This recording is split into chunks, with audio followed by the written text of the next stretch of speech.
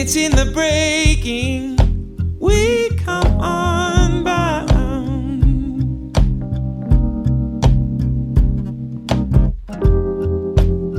And it's in the giving we are found. Yeah, you could barely change. Welcome to A Medicinal Mind, Wisdom and Wellbeing, a podcast dedicated to the telling of authentic stories and the sharing of insightful wisdom, exploring science and spirituality, medicine and Mother Nature. No topic is off limits when it comes to growing our personal understanding and supporting our collective well-being. With your host, Dr. Rob Abbott, a family medicine resident practicing spiritually focused and evolutionarily informed functional medicine, we hope to nourish your being so that you can flourish in whatever the moment has called for you to do. And I know you tried.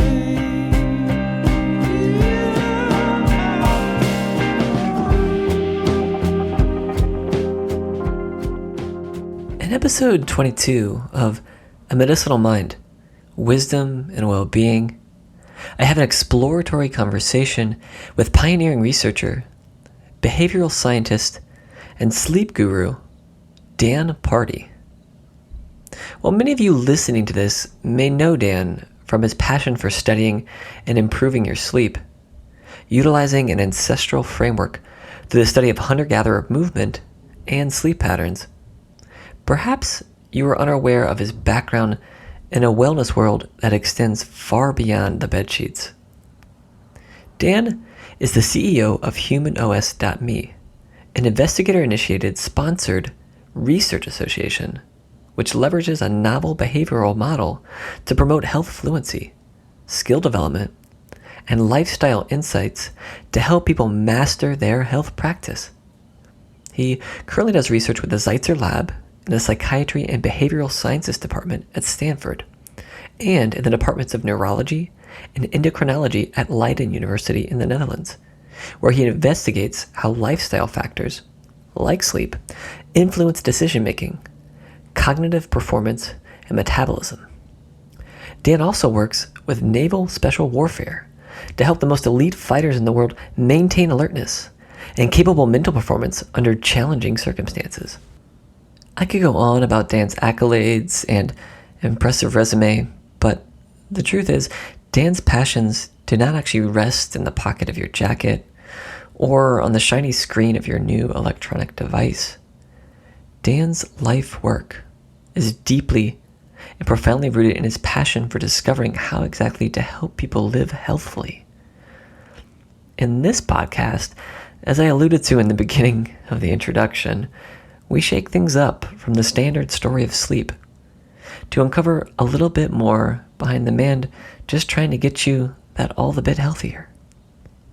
We explore Dan's background, an amazing journey through research institutions and pharmaceutical tech to arrive at his current work in the world of practically applied self-tracking or quantified self.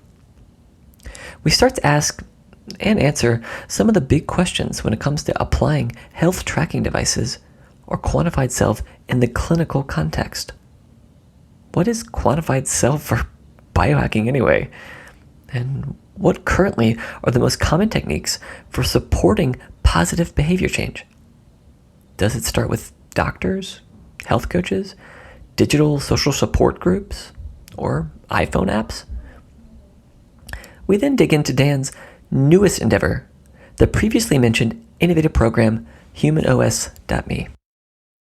What is it exactly? What is the group's intention and mission going forward? What measures are you tracking with this program and how? And of course, does this all actually help? We then enter discussion covering some of the most pressing topics facing the functional and ancestral health movements as a whole. Why do functional medicine clinicians need technologies such as HumanOS to track and deliver health education? How can we practically, tomorrow, implement and start using some of this technology to help our patients? How many measures are too much? Are there actually any downsides to tracking biometrics? Will we start to lose our intuition and become more devoted and reliant on the technology in our pockets? Dan ends the conversation speculating about the future of health tracking technology, genetics, and the personalized medicine movement as a whole. If you've listened to Dan speak before, and I most certainly have on numerous occasions, I really think you will find this interview practical, genuine, and creatively optimistic. I was so excited and grateful to have met Dan this past September at the 2017 Ancestral Health Symposium, and cannot wait to continue growing our friendship, bringing the world more insightful discussions, and of course, nourishing health education and technology. A big thank you to Dan for taking time to share this conversation with me, and through me, with you. But before we begin the show, I'd just like to take a brief moment to pause and to be fully present with the suffering of those affected by the California wildfires. It has certainly been difficult to watch, many thousands of miles away, and can only imagine what it must be like being in the fires, or in the case of Dan, to have lost a home amidst the flames. I feel it is only right to honor this space in this interview before we begin by just simply having a moment of silence to reflect and extend our warmth and love to those most in need right now.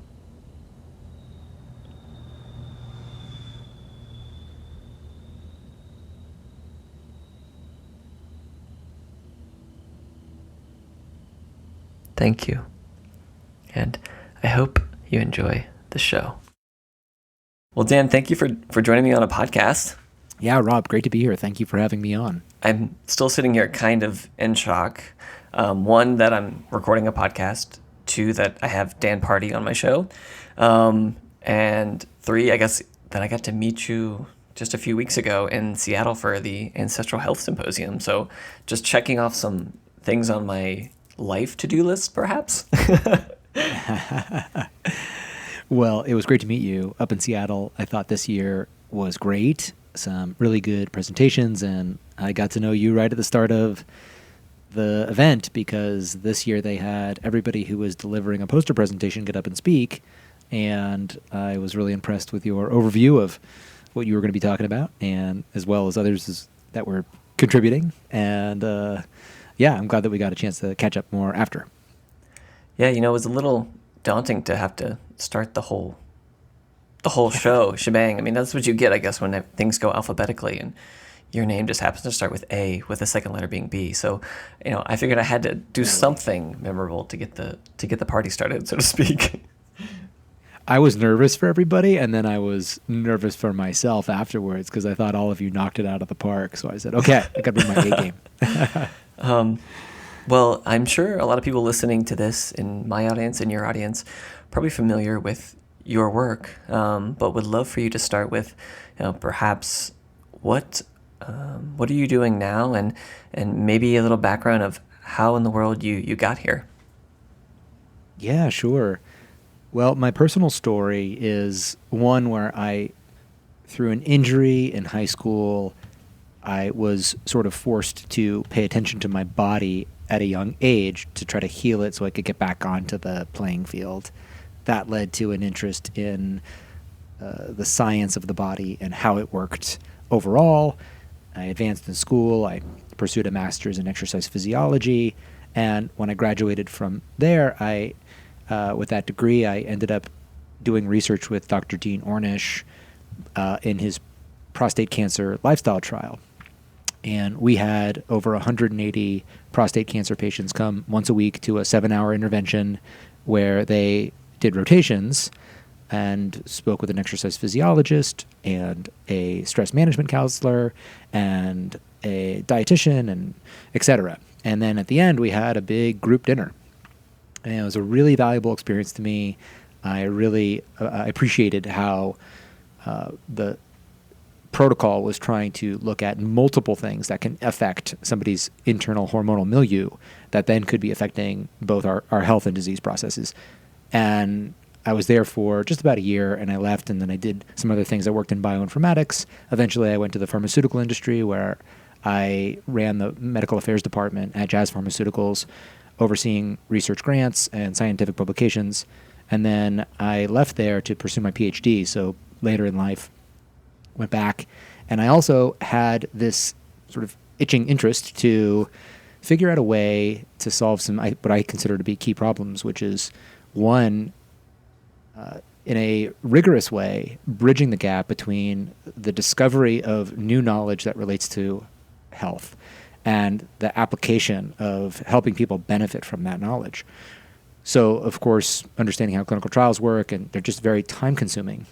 It's very difficult to do them on diet, so we're left with a lot of epidemiology to look how, if people are, let's say, eating a certain pattern for a long period of time, then what do we know about those people that maintain that pattern? And yet, at the same time, there's lots of limitations to that. So, still, I thought that there could be a way for us to benefit more from the knowledge that is created. And some of that is a matter of translating science, so being somebody who can explain it well, somebody that is overseeing, approaching a subject in a certain way, understanding human behavior and what is going to actually cause a person to make significant change in their life. And all of this was sort of ruminating in my mind concurrent with the start of my PhD, where I was looking, so I'm doing a PhD in cognitive neuroscience. I work with the departments of neurology and endocrinology at Leiden University in the Netherlands and behavioral science department at Stanford. And what I do is I look at how ecologically relevant amounts of sleep loss, so just a little bit of less sleep per night, hour or two, compared to other studies where, let's say, it's a whole night of sleep deprivation, but how that normal amount of sleep loss that most of us will endure on a regular basis, how that will lead to altered decision-making and cognitive processes the next day, and then does that alteration in those processes alter the way that we eat and the food that we pursue and the amount that we eat and how we even experience the food. And so that's my research work. But then I also created a behavior model. And the behavior model is called the loop model to sustain health behaviors. And the idea is, it's the executive summary of it is, in order for somebody to adopt and sustain health behaviors long term, they need to understand why they're doing it, how to do it, if they're doing it, and if it's working. And you could see that those are really 4 different buckets. Yeah. Right? One of them is just like the kind of the intellectual, like, is this something that I believe in and that I'm going to aim my compass in that direction? And the other one is like, okay, great, I'm really compelled by that idea, but what does it look like translating that into a 24-hour period of my life or 168-hour period of a week? Like, what does it look like when the rubber meets the road? And then we've got the other side of the equation, which is 2 levels of tracking, if you will, and that is, all right, am I doing the things that get me results, and am I actually engaging in sort of the aspirations or goals that I have for myself about, getting enough sleep, eating the right diet, and then eventually and periodically, can I do a sampling of my physiology and my performance to understand what is my status and what is then my trajectory? And that would be equivalent to getting blood work done occasionally. And I think that each one of those pieces individually are very powerful, but I also think that they're insufficient to optimize or maximize the benefit that we can give to somebody. So I wanted to create a system that operationalized this model into a tool that could really, and I'm looking forward to talking with you about this today, can actually accompany healthcare providers in their goals to keep people well, to then help people become better and actually even expert at their own health between visits. And what I mean by that is you don't have to necessarily have the level of knowledge of a doctor or a PhD. When I talk about health practice, I mean you are expert at doing the things that get you results. And that's my mission. That's what I'm working on. And that is, I've recently launched Human OS, and I'm really proud to say that that's out there now. And it's the it's never complete because I'm always looking sort of how to make things better, but I'm really proud of where we are now. And anybody can go check out humanos.me to see what the product looks like today. Wow. Well, there's so many things there. That's the perfect, I think, introduction for this conversation. And, first off, I kind of, chuckle and thinking, when I come across anybody in this space and you mentioned some of your work, behind sleep, I usually tell them, go look up Dan Pardi and go look up Kirk Parsley, and then come back to me and we'll have a conversation. And I figure that's a good starting place for most people. And you bring up this other point of how can we be translators of science. And I think I came across you first with Stephen Guyenet, and I came across his work and this combination partnership to help people protocolize and make practical some of these lifestyle changes. And I remember hearing from him and seeing your work, and it just made so much sense. It was, like I said, to me, so practical. And I think both Stefan and yourself are great examples of incredible intellectuals who have very rigorous scientific backgrounds, but have this amazing ability to distill down the science into something that the lay audience, or even people like myself who aren't clinical researchers, can access and understand and make it relevant. And so when you think about all the inputs that you just described into your current occupation, your current job, it's amazing. There's no way that you can write a bio in like 2 sentences. It's so diverse of a background. But those are exactly the types of people that we need in positions like yourself to really help. And because I imagine, like, as you went through, the clinical trial paradigm, the research paradigm that we're using, the way it's structured to try to control for one variable is just not real life. All these lifestyle interventions and things that are multi-component, or looking epidemiologically at different populations, they're not controlling for one thing.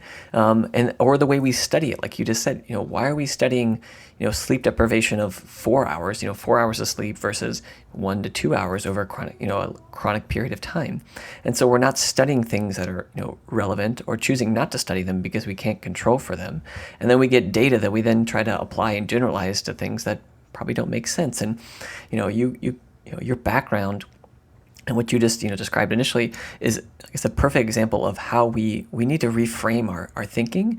And it's going to be iterative. It's going to take time. It's going to take gathering more information, but being willing, when you gather that information, to be willing to change and to sort of modify your approach. So, I also sit back and I'm like, I didn't even actually know that you had worked with Dean Ornish. I mean, I love what he was doing initially as a pioneer. I know some people give him crap for having this sort of restrictive dietary perspective, and the reality is when you ask him, he says, what's the thing that gets people better? He's like, well, I don't really know, but if I had to guess, it'd probably be the love component, the social connection component, and the diet's just something that we sort of whole foods kind of diet that we do, but people kind of harp on that this seems so why is vegetarian and vegan for everybody? But and I actually got the lucky chance to meet his sister, is an amazing yoga teacher, yoga therapist, in a training that I took part in about 3 years ago. And I remember seeing her name and I was like, there's no way. And she's like, yeah, that's my brother. And she's just such the amazing person. And she had actually helped with initially with some of the program to do some of the yoga, and just hearing from her his the inspiration and background behind some of the trials and things. And I wasn't myopic in thinking that the diet was the main point of the trials, but in hearing with her and those first early experiences, it just really opened my eyes to see, wow, it's so amazing to see like all of the components and where his emphasis was, but where as kind of a popular media, or as popular media, things get distorted. So that was a big ramble just to say, like, thank you for being willing to take part in these studies and to experiment, and to now kind of create something that you're hoping will help people, empower them to learn more about themselves. And I think, like you said, maybe even become, we say people know their bodies more than their doctors. I would almost argue sometimes our degree of relative mindlessness may actually preclude us from being able to say that. But I do think with some of the technology that you've been working on in conjunction with the research, I think we'll get to a point where people will be able to cultivate this mindful awareness and truly have actionable data to say, look, I know what's going on in my body. I know how to fix it. Or I know when I've kind of strayed from my lifestyle habits that weren't helping me, and I know how to get back. So yeah, end of that ramble. I did want to, that was going to lead into an eventual question, was basically, you've described all of these things, and most recently with Human OS, with this idea of, I need to track something. I need to measure something in order to study it and to potentially make some change. And I think this brings up this bigger area that's come into sort of existence. I like to call it quantified self. There's a lot of other terms out there. Some people use sort of biohacking to try to, I don't know exactly know what they mean by saying that, but was curious to get your thoughts on those terms and what they mean to you and how that's informed your work and Human OS. Yeah. So those are all great comments and input. And self-tracking is something that I've put a lot of thought into. The history is that self-tracking is not new. We've had step counters for a long time, and yet the form factor of them has changed with all sorts of technologies, mostly related to the cell phone. We now have wireless data streaming, a very nice form factor that actually is stylish on the body. We have APIs that can collect the data and send it to the cloud. So you can do more with the data. And because of that, you can turn something that can tell you a fairly straightforward number, like number of steps, which has value, but you can turn that into something that has more power. That meaning that you can use more valid behavior change techniques and use the system, which is collecting personalized data on you, to now envelop you into a health promoting ecosystem. Now, whether that ecosystem is sort of modest in its sort of aspirations or even its touch points and what it's actually doing is one thing. But now you can actually bring somebody into something where there's a lot more happening and going on.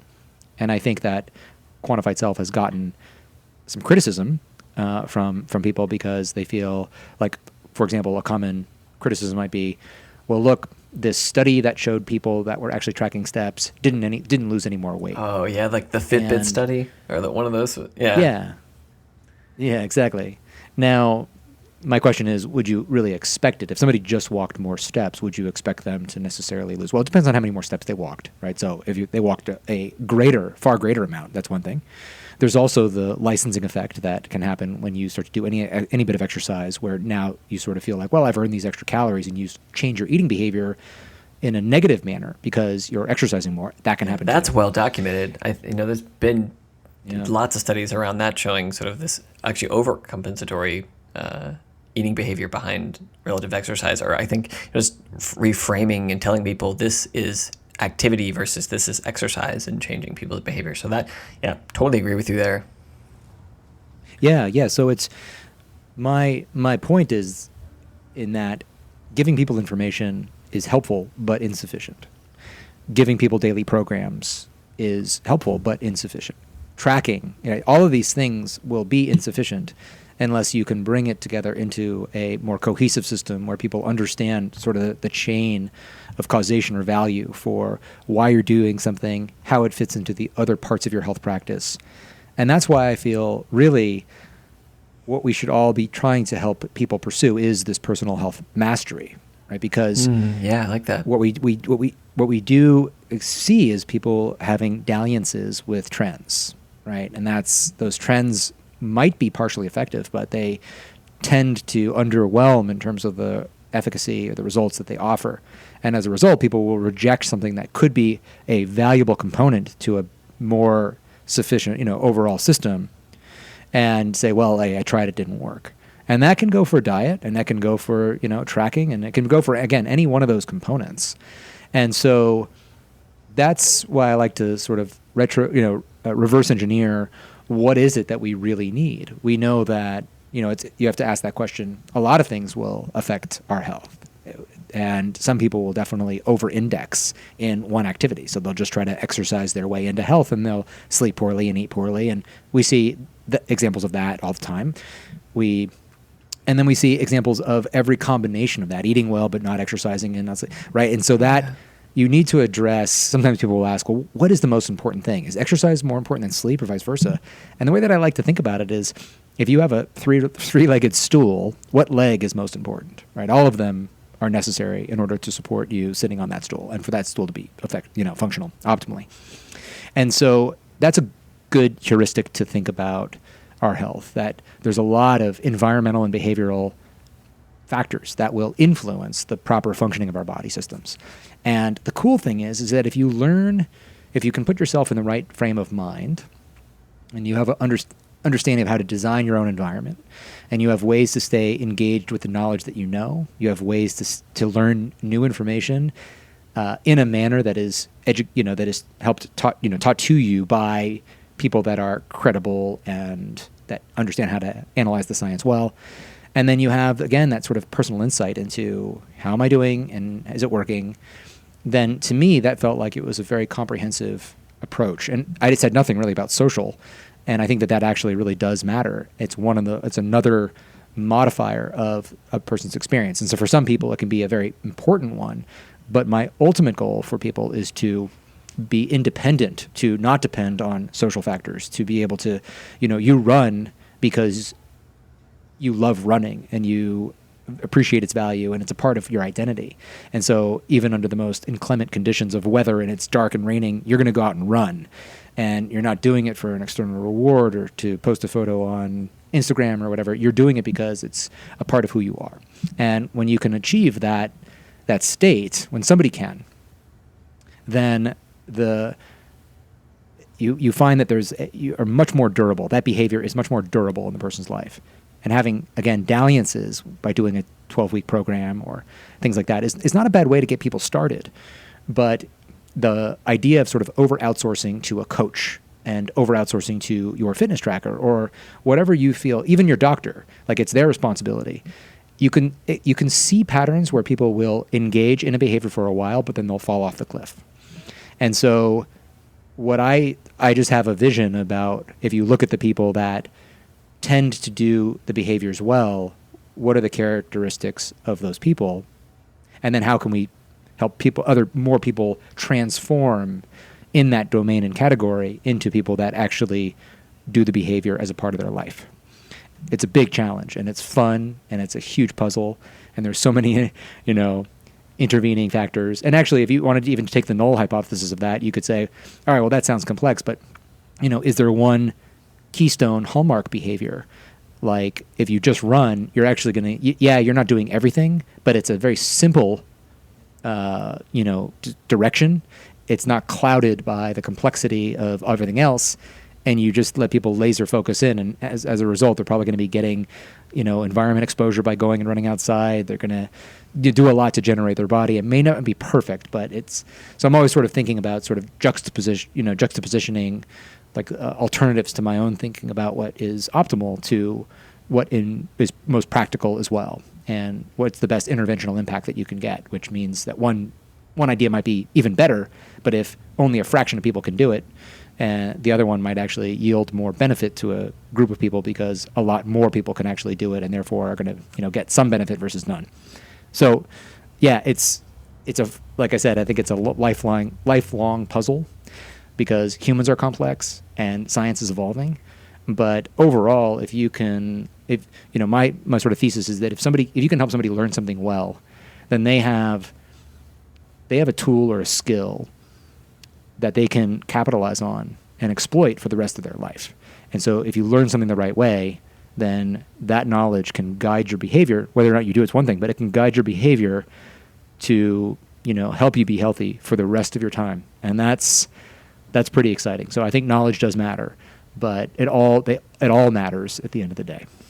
Yeah. Wow. So many things again in there. I'd love to maybe unpack. I love this concept of sort of reverse engineering, sort of seeing the outcome. I mean, a lot of people have written books about these traits, right, of, quote, successful individuals, and then seeing how we can embody those traits or, apply some of the habits and values of these individuals.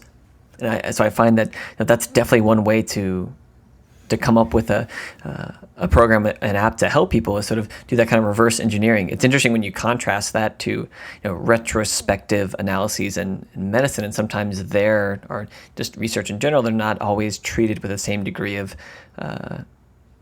respect, for lack of a better term, as some of the double-blind randomized controlled trials. But when you recognize that actually can be quite helpful to look at an outcome or final result, and sort of see what were some of the potential inputs, recognizing, like you said, I got to remain open to see that some of those inputs are going to be changing, and some of those variables are going to be easier to measure or to carry out. Like I love that example of sort of running. That's something you don't require a bicycle. It doesn't require it just requires yourself and locomotion, and on some scale, almost anyone is capable of running. Now, maybe you're right. Maybe you find that actually cycling for 20 minutes is better for your health than running. But the scalability of that is, well, how I gotta get a bicycle, and there's got to be like a road for me to ride on, and all the equipment that would go into place for you to care for that bicycle. And it's suddenly like, oh yeah, wow, that's not as scalable as of an activity, not as applicable. And you have to make those sort of value judgments. And that's kind of what public health, and that's kind of what this is these public health initiatives are all about the relative value and applicability across a population rather than just the individual. Yeah, it's a big problem. And it's, well, I believe in the value of clinical trials, and I believe in the value of all science, because all types of science are, have their limitations, whether it's doing studies in animals to epidemiology or randomized controlled trials, and every other form that comprises the research methods to sort of address a hypothesis. They all do have their limitations, but each one of them can answer a type of question better than the others, right? So there's a place for all of them. And yet still, none of it is really meant to help somebody optimize. Yeah. I see it as a great foundation to work from. And yet I think that the way that we think about health is going to change as the sophistication of technology and the ability to implement valid behavior change models and get that best knowledge into a system that can walk anybody through a process to make them better is what's going to happen. And it's going to change things entirely. And you're going to have all of a sudden huge pools of data on people that are, let's say, wearing a Fitbit, right? And you get sleep data and you get step data.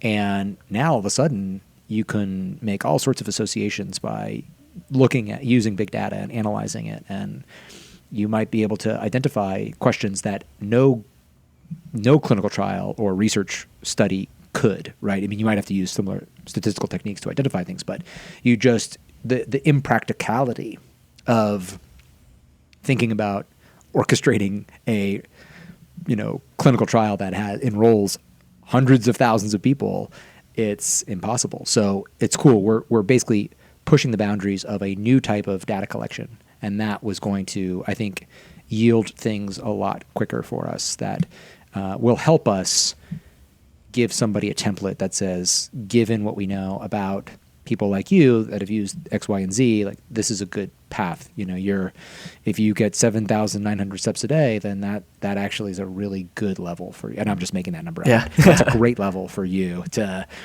strive for. And so that is very, very cool. And we're also going to be able to collect a lot more data on us. And this is sort of like the biohacking and biosensing. You've got glucose regulation, but there's all sorts of tests that are coming online that are going to make the ability to detect biomarkers easier, frictionless, cheaper, do it at home. And then I think we're going to probably end up in a place where we're going to have more data than we know what to do with, because no trial has ever been able to collect continuous data on people for months at a time. And so it'll be a discovery process, and we're just going to have this relationship with it, but it'll be a lot quicker than it is with clinical trial and then downstream sort of into public policy.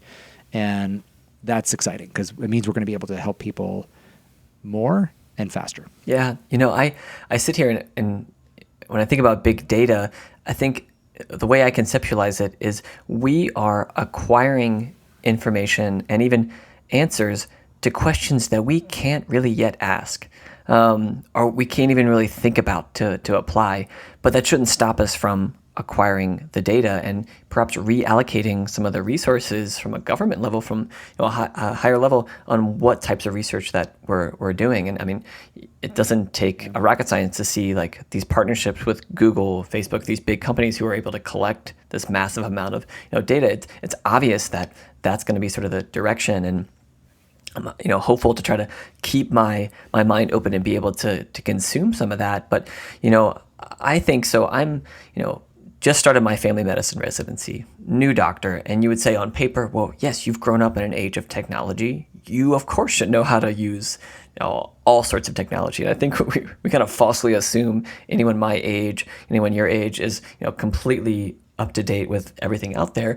The reality is it hasn't quite integrated itself into medical training in the way that is entirely relevant or beneficial to patient care. Yes, we have amazing ways to track and data in some of the hospital tech, but it hasn't always correlated to, at least in the outpatient setting, in our training, to be able to show how can you make this relevant. And you brought up some of the potential insufficiencies of these various measures, simply tracking or simply providing the information or focusing on the habit change. Each of them by itself is kind of insufficient, but when put together in a consumable, accessible format can become actually practical and helpful for someone. And you kind of, you outline that in conjunction with some of these individuals who are perhaps delivering it. So, you could have the tech device by itself. You could have the individual just with their tech device, just with their Fitbit, doing their own thing. Yeah. You could have that integrated perhaps, with a health coach or someone who's doing some of the lifestyle coaching or motivational interviewing. You could have that integrated with a physician or clinician that has kind of a medical background.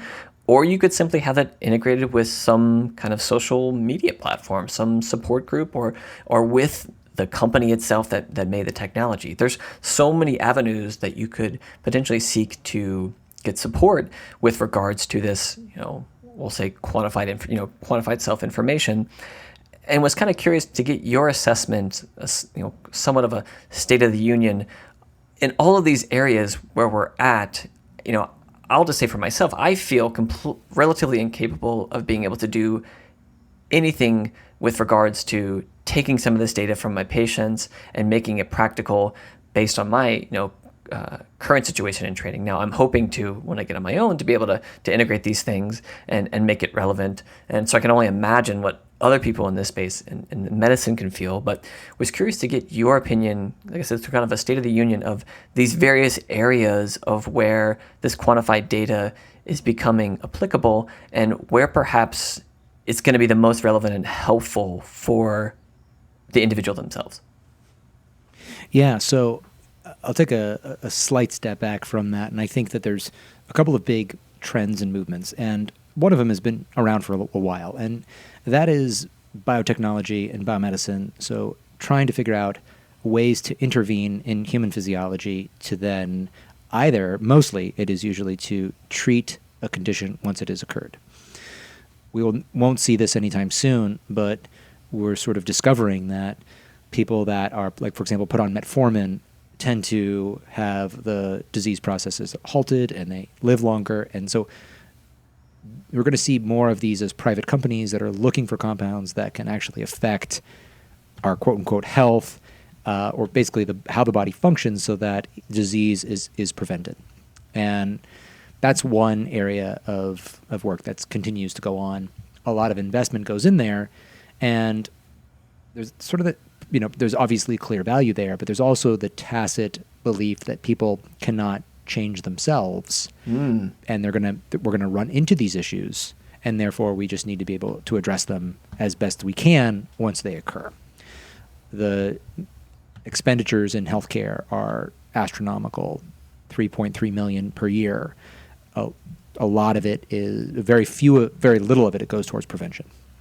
And that's one of the reasons why with quantified self-technologies there was this resurgence in interest, because a lot of people were taking note that we now had more tools to try to intervene and help people be well. There's also been a lot of drop-off. So out of all the people that buy quantified self devices, there's pretty big attrition rate. So people stop using them. And I think that goes back to the idea of just handing somebody something powerful and saying, here you go, and just trying to make the user experience fun, et cetera. It's not leveraging all that we know about what drives human behavior. So that's one idea. And then another idea is that with the advancing technology, the goal is to try to completely get people to stop thinking at all. You are outsourcing your health and activities to a chatbot and to the tech that tells you what to do, and you just do it.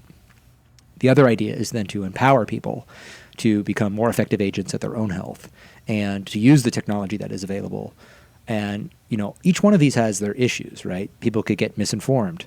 They could set strange goals and achieve them. So they're actually performing well, but they might end up be doing something that is detrimental to their health or neutral versus something that is actually quite healthy for them. The idea, the people might bristle a little bit at the idea of like, oh, you just outsource this entirely, but there's actually a positive argument to be made there that you could bake in really, really good knowledge, and you're also sort of traversing the sea of the deluge of information that we now have to navigate between in order to even get any information, right? The best information in the world does not rise to the top. It's the ones that has the most aggressive marketing and knowledge there, and that actually has created a whole new issue unto itself. But honestly, I think that there's no amount of friction that we can reduce or remove that is ultimately, but some people kind of see the solution that way. Like, well, people stopped using their Fitbit because they just got tired of charging it.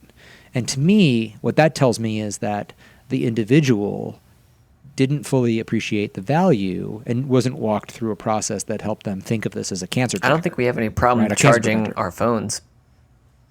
Exactly, right? The value is more clear.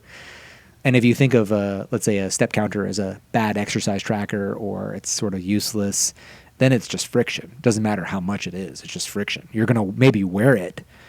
But the way that I see it and the way that I often say is that no amount of technology is going to be healthy for us, but it can help us be better at our own health, right? There's no technology that's going to go... Yeah, it's not going to take the SoulCycle class for you or the CrossFit, but it can tell you when the class is. It can show you when you should leave, right? There's a lot of even just calendar types of tech that can make sure that you are reminded of when that class is and how to get there. And hey, watch out, the traffic's bad right now. You better leave 15 minutes early. Stuff like that can help.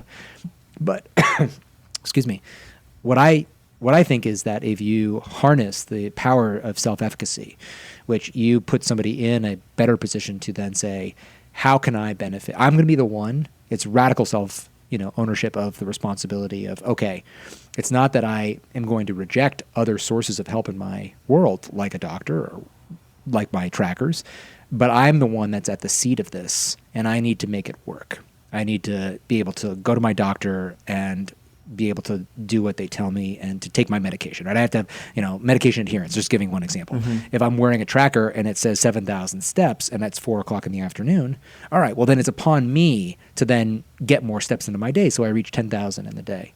So that is even just positioning the world to somebody in that manner that says, okay, you're at the seat of this. We're going to give you goals that are attainable. We're going to help you do them. And over time, we're going to let you be more knowledgeable. And by the way, this isn't something that you solve in a week, but it's an ongoing relationship where you continuously get smarter, and it's worth it. And you get better. So you have more knowledge of the world's knowledge about health, and you have more knowledge about yourself and what works and what feels good. And then there's also the you that changes over time. And how does that then sort of steer and adjust? And so for me, that might be a little bit of this unrealistic panacea that we can get people there, but I actually think we can get a lot of people there. And the other argument is that, well, those are the people that aren't the biggest healthcare burden in the world. But I think if we can figure out what really works to get a person to attend to their health, then we can figure out ways to reach more people. But we need to figure out what works first. And so this is sort of my salvo into that playing field. Like, this is what we need. Here's my model. Here's our tools. Yeah. Wow. You bring up a great point too of this idea of, who are currently the highest utilizers of medical resources. And there's been a lot of research. I know Dr. Atul Gawande wrote extensively on some of the work that he did as a physician, trying to identify those who were the highest utilizers, biggest cost burden, and seeing if they could do multifactorial, multidisciplinary approaches to help them, and through that, decrease total costs. And I look at that, and that's wonderful. But what I see, coming back to this, opening our eyes again, where this tech can be applicable is to the population that is not yet the highest utilizers. there's the stats now, and people talk about, my generation, the youth potentially having a lower life expectancy than their parents.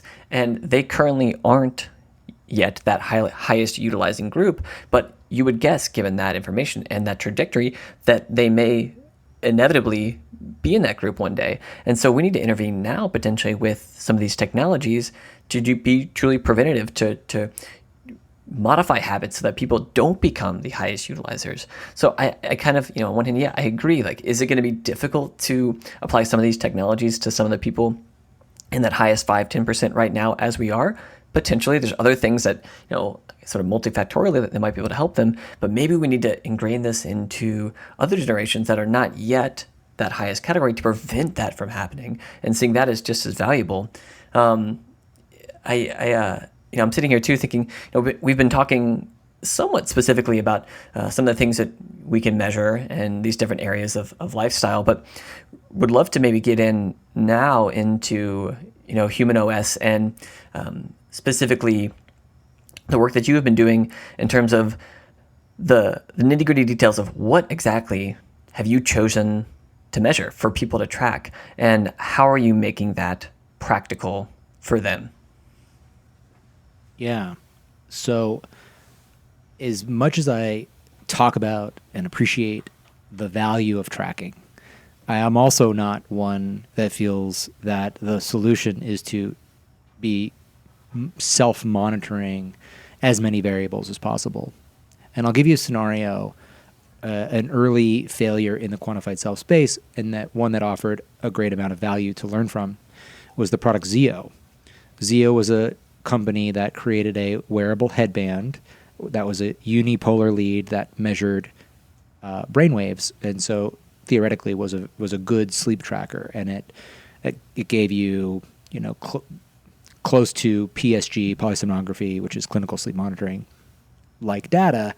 And what ended up happening is you had a group of early adopters that got it and wore it, and it was sort of cool. You woke up in the morning and you're like, wow, I have these graphs and it told me my sleep.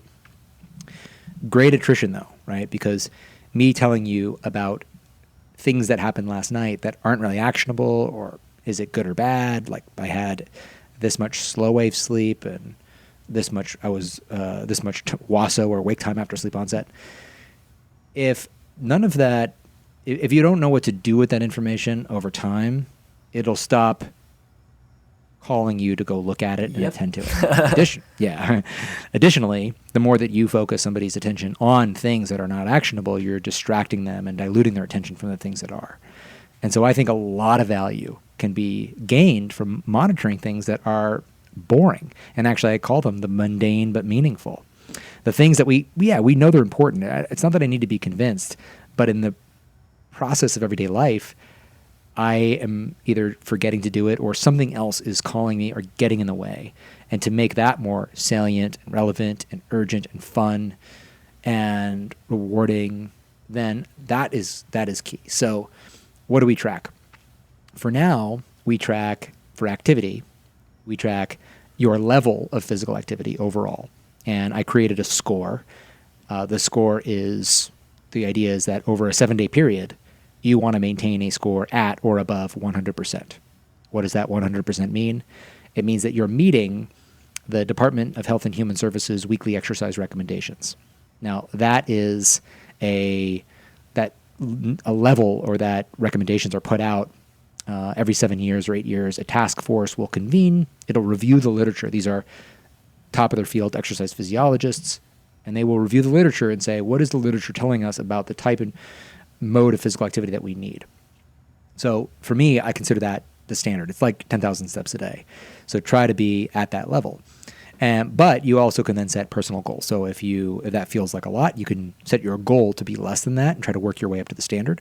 And if you prefer, for one of many reasons, to do more, then you can. And what we're going to be doing actually is you get a great amount of value if you're maintaining regularly a score of 100%, but it's not the peak amount of reduction in premature mortality that we can reap from physical activity. So I'm going to be doing some more with our tools to then let you know, hey, there's still more benefit to be gained.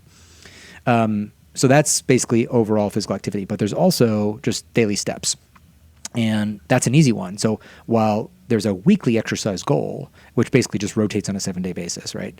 It's on a daily basis, but it's always looking at your last 7 days. There is actually a daily step goal. So with exercise, you could have a lot of exercise one day, then not exercise that much, and then do more, and you'll still be in your zone, right? With steps, it's a marker of low intensity physical activity, and it just gives you a opportunity to say, am I getting enough low intensity physical activity in my life? So that can be pacing, and it can be meaning go for walks.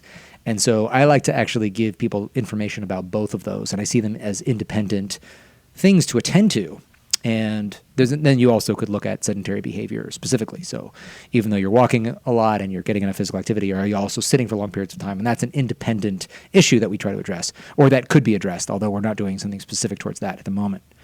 So that is sort of the physical activity component. With sleep, what I'm interested in looking at are the things that you can do. So no amount of squinting harder is going to make you sleep more deeply, but you could you can plan to be in bed for a certain amount of time. You can't necessarily plan to be asleep the entire time, but you can also, so the things that matter for sleep are timing, intensity, and duration.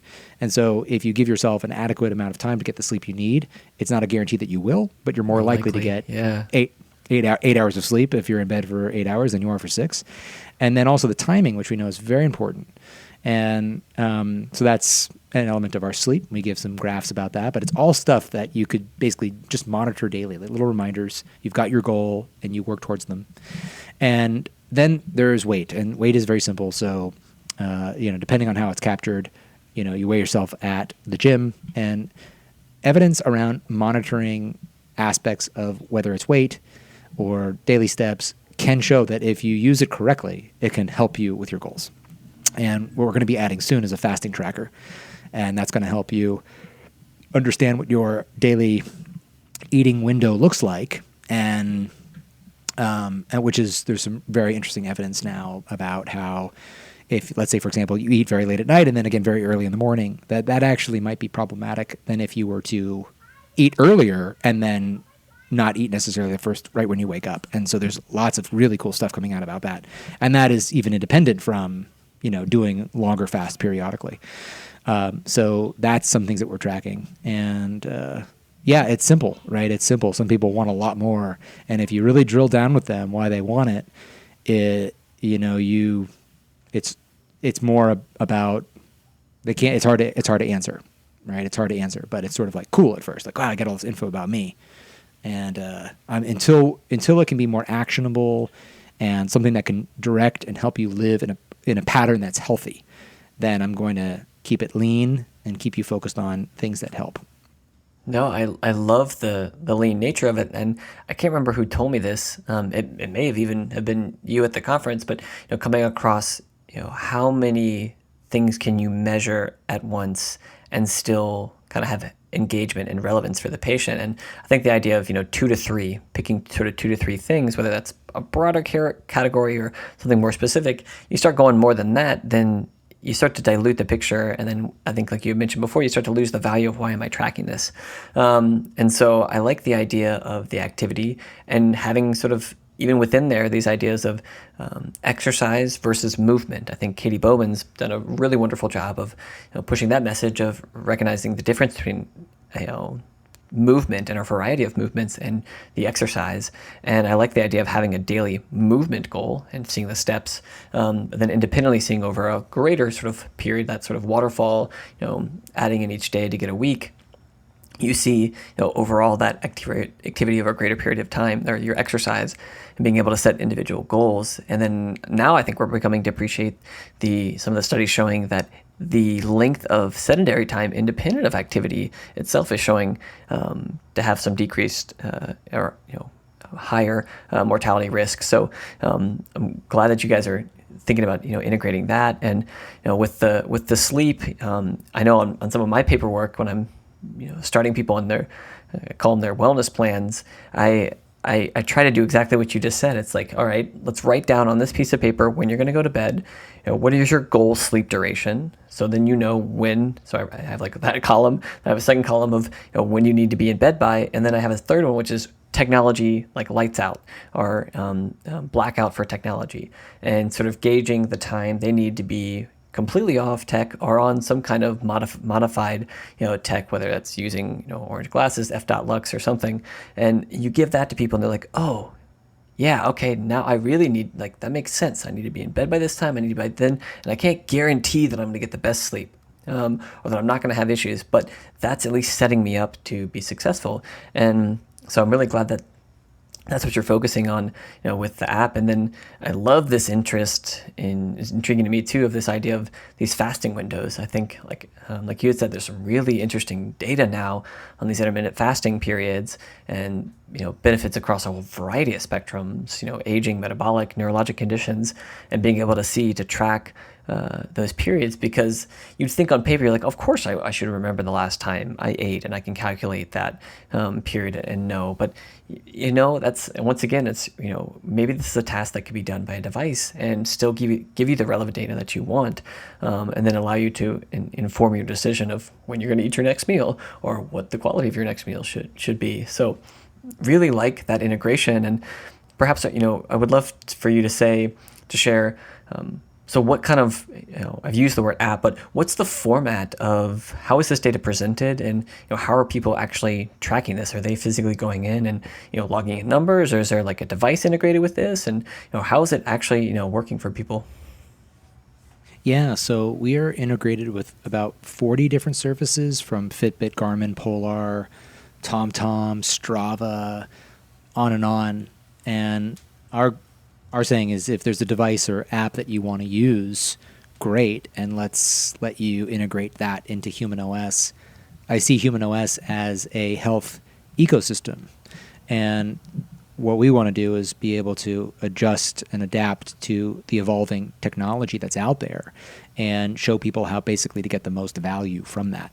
So we have courses online. So if you go back to the behavior model, the why should you do it? Well, the anchor for our learning is health courses. And the courses are designed to be not semester long, because that really ends up being too long to be practical, but rather an hour or less.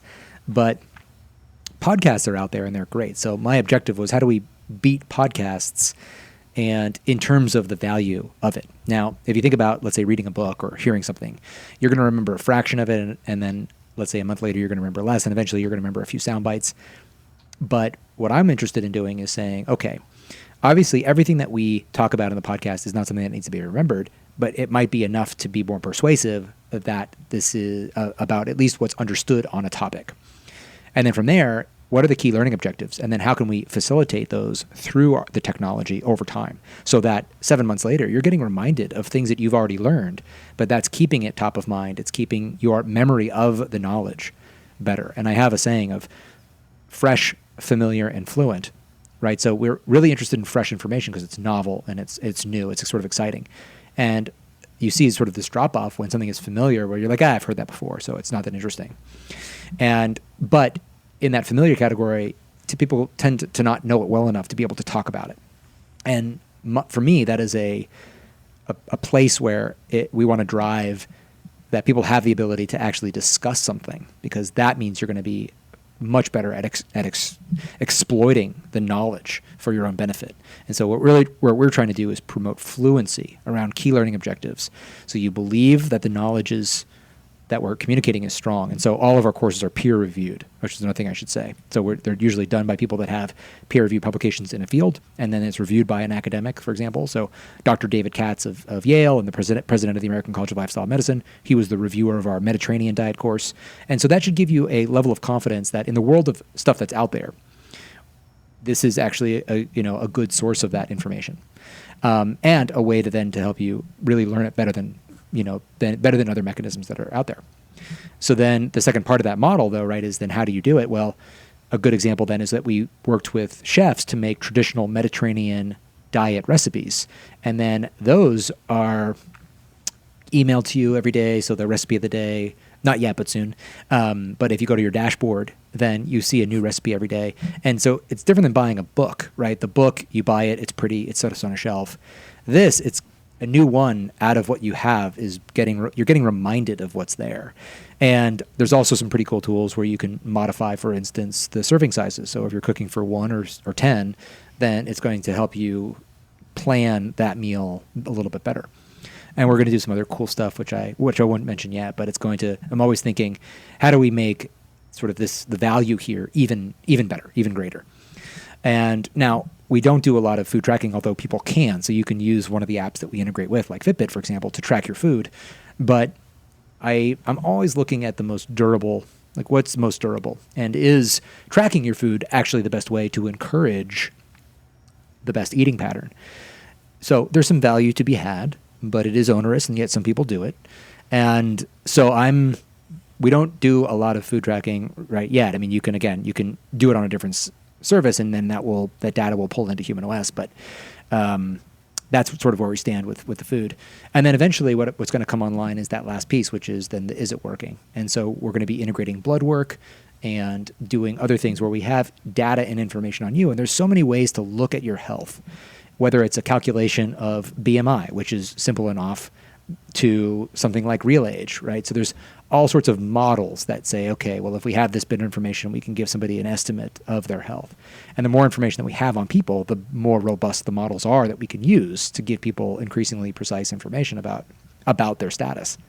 And so now just to kind of call out, well, blood work, that's complex, right? Let's say you get 40 markers. You can't really manage those, but then can a system help make sense out of the information that you have? Sometimes it's just having the data in one place and being able to review that with your doctor and say, okay, great. I see where you are, and I see that this has gotten better or this has gotten worse or whatever that might be. And then eventually we're going to see the sort of triangulation of a lot of different data to be able to tell you, here are opportunities to either sort of maintain, like this is really working for you, or this is a way to get better. And that's exciting. And we're going to build a lot of that logic into the algorithms behind the tool. So it's going to, I'm always slightly dissatisfied with wherever we are because I'm always thinking about like what's next. Well, that's good though. That's good. Pretty happy. Yeah, totally. Yeah. Yeah. I call it sort of the content but not complacent. You're content with what you have out there, but you're not complacent. You're wanting to continually improve. So, a couple things there I wanted to potentially get your thoughts on. One, I'm really glad you brought up this concept, and you've been alluding to this continuously, but the idea of that one measurement or like one blood test, one static measurement, it has very limited value. And you can talk to anyone in medicine and they'll completely agree. They would much rather take trends and being able to and try to look at patterns rather than one data point. Yet we routinely make informed decisions, or we call them informed decisions, about care based off of static single data points. And it's not that we don't have the trends to look at or multiple data points. And oftentimes we don't have them in a localized and accessible format to be able to see. And I see, like you just put out this idea of we need to use technology perhaps to integrate multiple parameters over a length of time to show us these patterns that we otherwise couldn't just, we wouldn't be capable of seeing on a spreadsheet of data or a spreadsheet of labs. But recognizing it's patterns and trends that we are much more interested in as a way to be able to inform change. And that, yes, it's important to get that individual static marker because that will inform the pattern, but in and of itself, it has somewhat limited value. And don't get stuck on that sort of myopic view of the relevance. A lot of people will get put on medications, statin medications, cholesterol medications, hypertensive medications from one data point. And yes, like the guidelines and things don't support that, but in the real world, what ends up happening is that's what happens. And we don't look at trends. We don't look at, patterns and perspectives. And so thank you for showing that and speaking about that, because it's a huge emphasis that I think we need to see. And it relieves a lot of anxiety to people. To me, it should relieve some anxiety when you don't get caught up with one single value. You wake up, you're like, oh crap, I only slept 5 hours last night. Like I just fell off the wagon, and see that we're looking at patterns and trends. I guess additionally, I sit here and think about from a practical standpoint, okay, so we'll play kind of devil's advocate. I'm a new doctor. I'm even interested in functional medicine. I see the value of this technology, and I agree. I want my patients to be making these lifestyle habit changes, and I can see where technology can help them modify their behavior. And yeah, they're measuring these things, but how do I know what they're doing? Are they just going to bring their phone with them to the appointment? Or, how do you make that important and relevant to me? Yeah, I mean, my interest is to have more conversations with healthcare providers and really dig in continuously on what's going to be most valuable. But one way is simply to be able to show your doctor on your smartphone, if you have one, some of your numbers and your trends, and that puts a little more of the responsibility on the user to say, okay, hey, I'm using this, and let me show you what I think is interesting and what's your comment on it. So that's one level, or even a printout if for something that's slightly less sophisticated, to eventually having the doctor have access to the data ahead of time, so they can say, well, I'm going to go visit. As I'm reading the chart, let me look at some contemporaneous data about the person's lifestyle, and I can give better point of care service while, as I'm talking to them about whatever the problem that brought them in, even if it's just a general physical. And so that is definitely something that I'm interested to develop and explore, but I want to do that in partnership with the doctors so that it's meeting a need versus sort of sounding good. But that is sort of wrapping in the care provider is really critical here, because we're really not trying to, replace doctors. I just think that even if you had let's say, this is sort of a funny term, but the best doctor in the world, meaning that they really cared about your health, like your eating, right? And they spend a lot of time with that, right? Because I think most doctors do, but the system is not set up to allow to spend a lot of time. Basically, my point is that the entire system is not set up for doctors to help you develop lifestyle patterns that are going to help you throughout life. Even mentioning it and stressing the importance, you got to leverage a couple of levers, which is this authority, this person that I trust is telling me that this is important, and here are some materials, or here are some resources. That's one thing. But something that then can accompany somebody on that health journey to develop skills, to become more knowledgeable, so that every time a doctor is seeing a patient, they're actually getting better at their own health. And so that the sophistication of the dialogue between the doctor and the patient becomes more interesting and more helpful in different ways, and can move from the only thing I'm empowered to do is give you a medication in this moment, to you don't even need that medication anymore, and let's have a sort of a dialogue about ways that you can even do better. And that to me is quite exciting, and where we need to go, right? That is prevention, and that is addressing the problem before it occurs. And I see doctors as part of that care circle, but I also see the individual ultimately having a great responsibility at making it work for them. Now, that doesn't mean necessarily like I have to solve my cancer, but it does mean that what can I do with my diet, and can I go to sleep at the right time and shut off Netflix, and can I, what is a step level that I can strive for, that I can achieve, that I can aim regularly? That's my pattern. I see that people's responsibility is their pattern of living. And then, of course, if a disease unfortunately were to pop up, the doctor can give really incredible care to say, okay, this is what we can do from here given the context of the situation. So that's how I see a more effective ecosystem. Yeah, I bring it back to this concept of we're all relational. You hit on the idea of a relationship, cultivating a relationship with the technology, just as you're cultivating a relationship with the doctor. Everything's sort of interconnected, but it's being able to cultivate these relationships. And I completely agree. I'm sitting here, I've been brainstorming and I think tons of people would agree they would love to have more actionable, easily presented data at their hands, at their fingertips for their patients to be able to then go when they see them, like you said, at the point of visit, at the point of care, to then really help them with some of the changes. And, part of me starts to kind of daydream and think of what is medicine going to be like 5, 10, 20 years from now? What is the information that I'm going to want to gather or have when I first start taking care of somebody?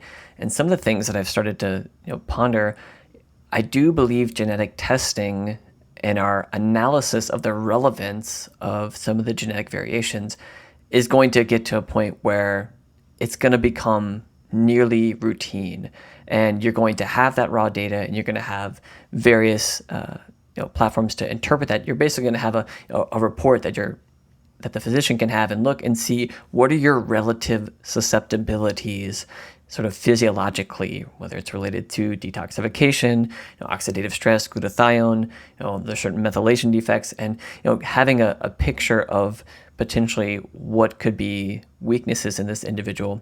And then additionally, potentially having a genetic map of the microbiota, sort of the greater microbial community of this individual, maybe skin and gut, but having a sort of a genetic picture of what is that community like at this given state, and the relative relevance of diversity or presence of certain species, and having potentially that involved, and then these ideas of relevant blood markers, but having the tracking information, because when we talk about activity, we talk about diet, we talk about sleep, but having something that I'm getting, and I can get it real time, say as a physician, but in reality, while that seems really sort of kind of sexy and cool to have, like, I have real time data right now, I know my patient is like exercising, I'm not going to call them up and talk to them and say, hey, great job of exercising right now. I'm going to kind of communicate with them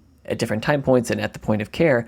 So the fact that I get it real time isn't entirely relevant, but I want the data, but to be able to have it and to review that prior to a visit and then modify my recommendations or how I'm going to interact with my patient at the next visit.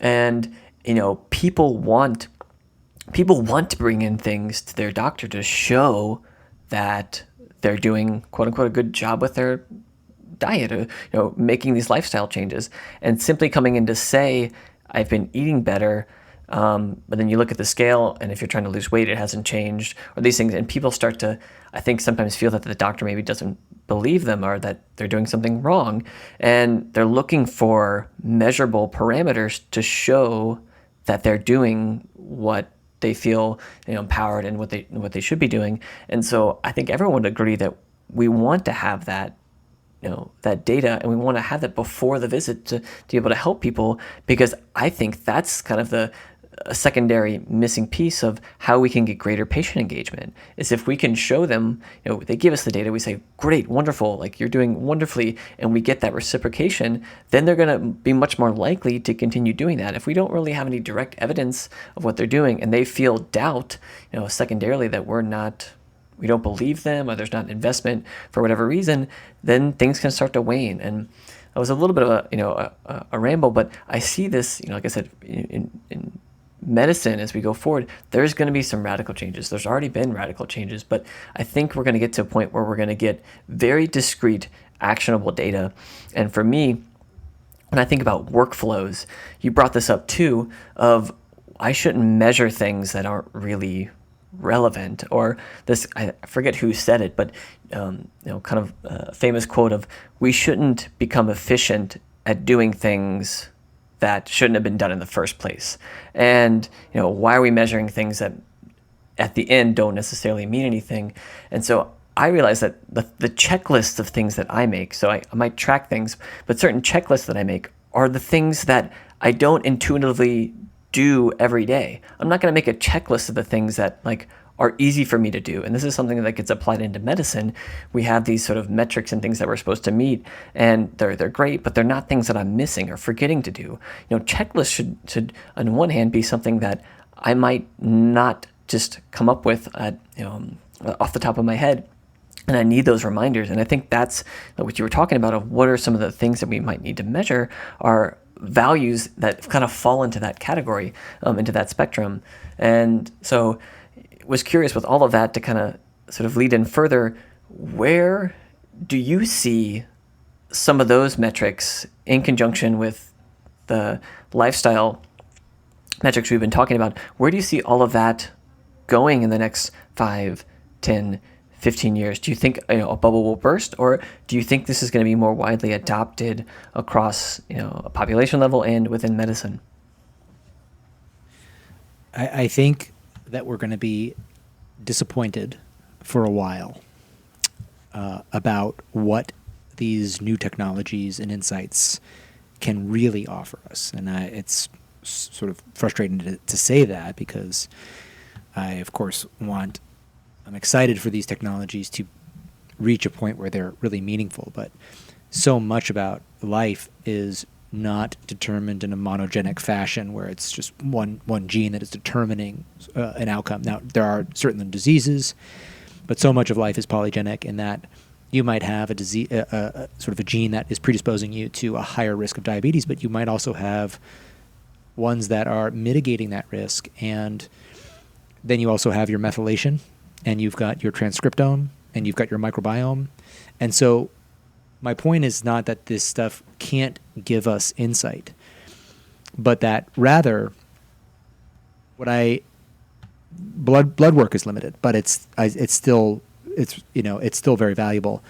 But eventually we're going to really need informatics that is it's calculating this beyond even human capability, to look at the different associations, to find patterns that are statistically meaningful, that are clinically meaningful, and that surface those for us, that we can then say, here are some opportunities that matter.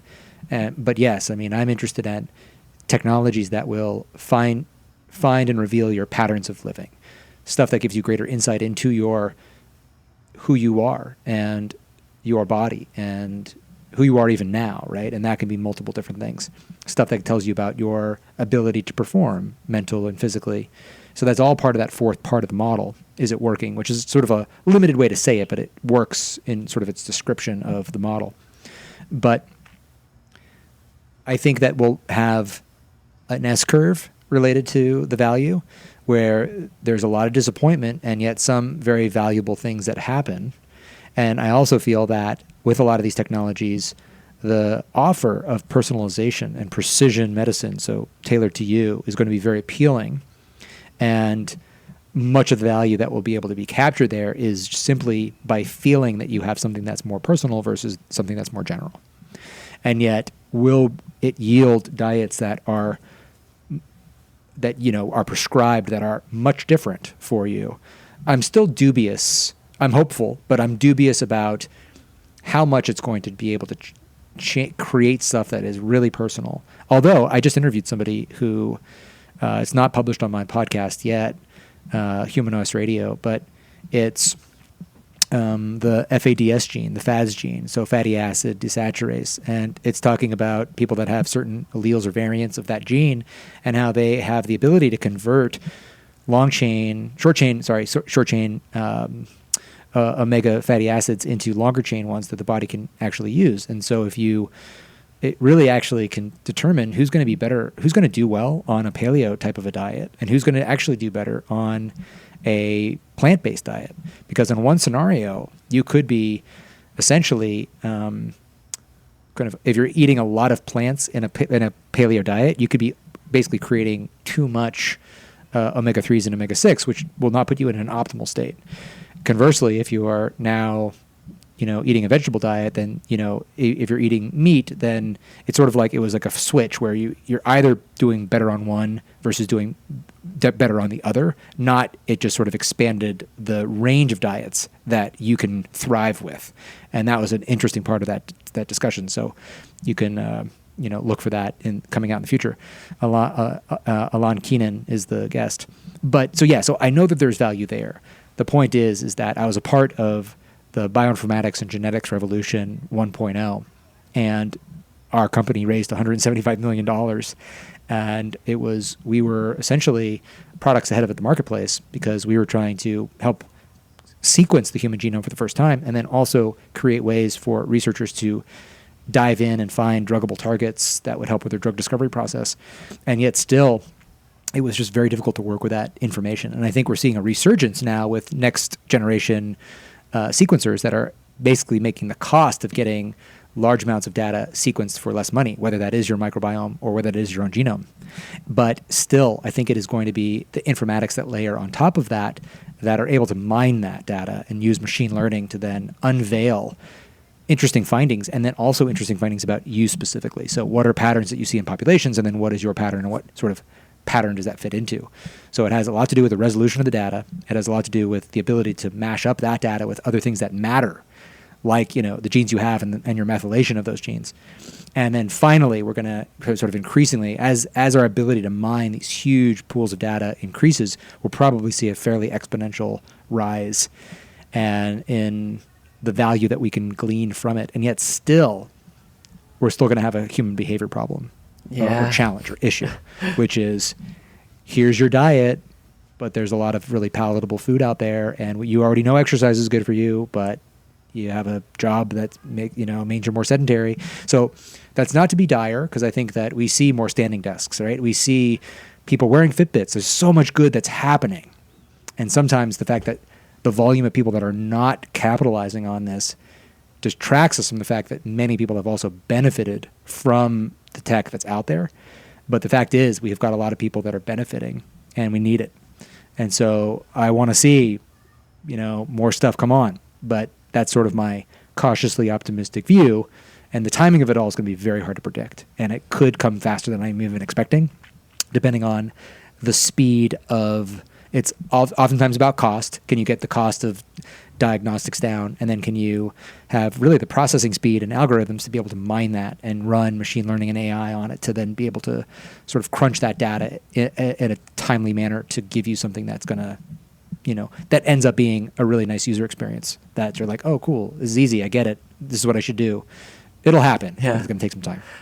No, thank you so much for that honest answer. While it may seem slightly depressing to some people, especially if they're within the field, I really appreciate your insights and the honesty behind that. And I do kind of agree with you in terms of the overall value right now, and potentially even within the next 5-10 years. Are we going to get to a place where it's really changing, revolutionizing on a practical level what we're doing for individuals and patient care? And I can't say that I would say that we're going to get there in the next 5 to 10 years. But like I said, I'm open. So I appreciate you giving that honest answer.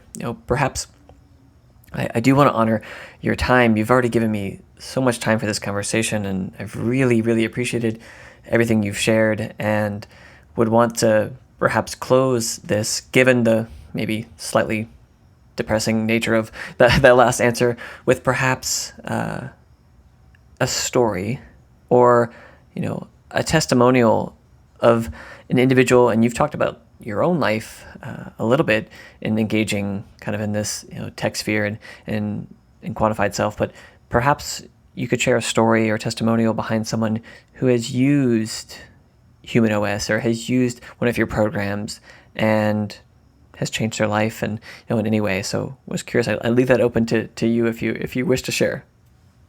Yeah, sure.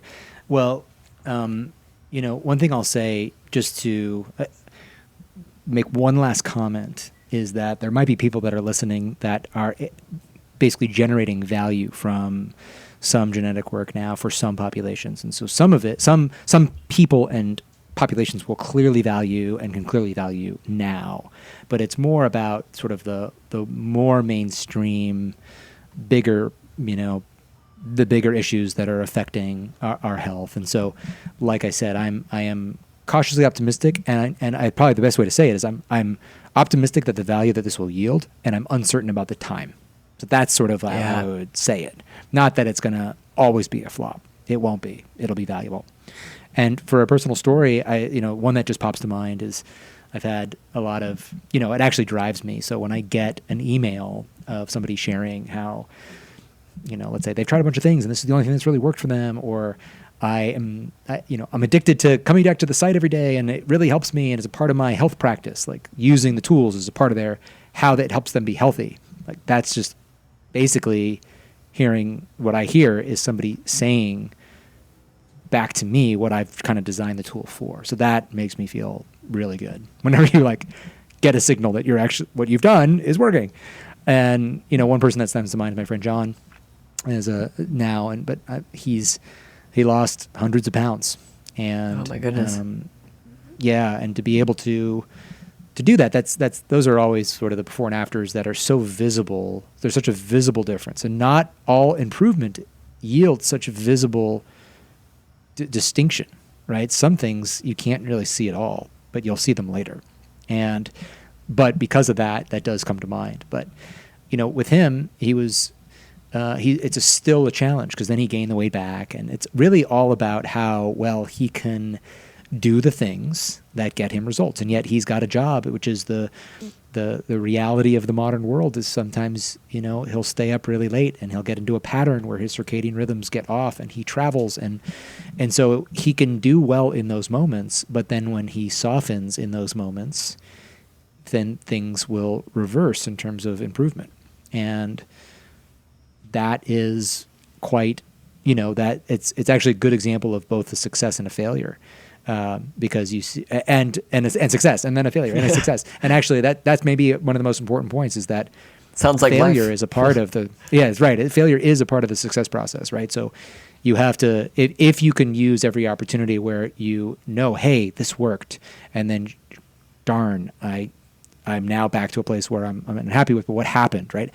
And so the one model is that you sort of stay in this world of constant frustration because you just feel a lack of control by occasional failures. And the other one is feeling more of a sense of control by saying, okay, I know what works.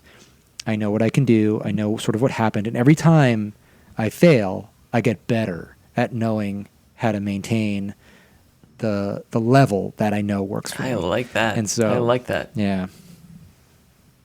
Man, well, Dan, thank you for sharing that story and all the insights, wisdom, your work that you've been doing. Incredibly grateful. Would love to, it's been kind of scattered throughout the podcast, but give you the opportunity now to share with people all the different ways that they can follow and get Human OS and get the things that are going to help them. You mentioned your podcast and these things, but opportunity now to tell everyone where, how, follow you, Dan, the man. Yeah, cool. Yeah. So humanos.me, you can go there today and sign up for an account. And, we just launched a couple of weeks ago.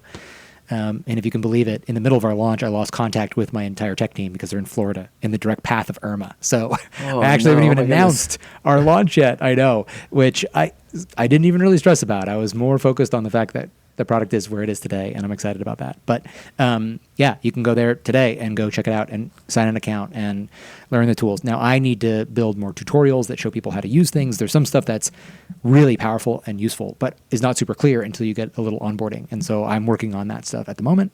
But go check it out, create an account. We also do our blog, which is sort of independent, and the podcast. And the podcast is, I interview mostly professors about their work, and we cover a range of topics from sleep to aging to even technology. And we're now the official podcast of the Sleep Research Society, which hosts the annual Associated Professional Sleep Society meeting, which has been going on for 30 years and has about 5,000 to 10,000 people come. So that's a real honor. And let's see.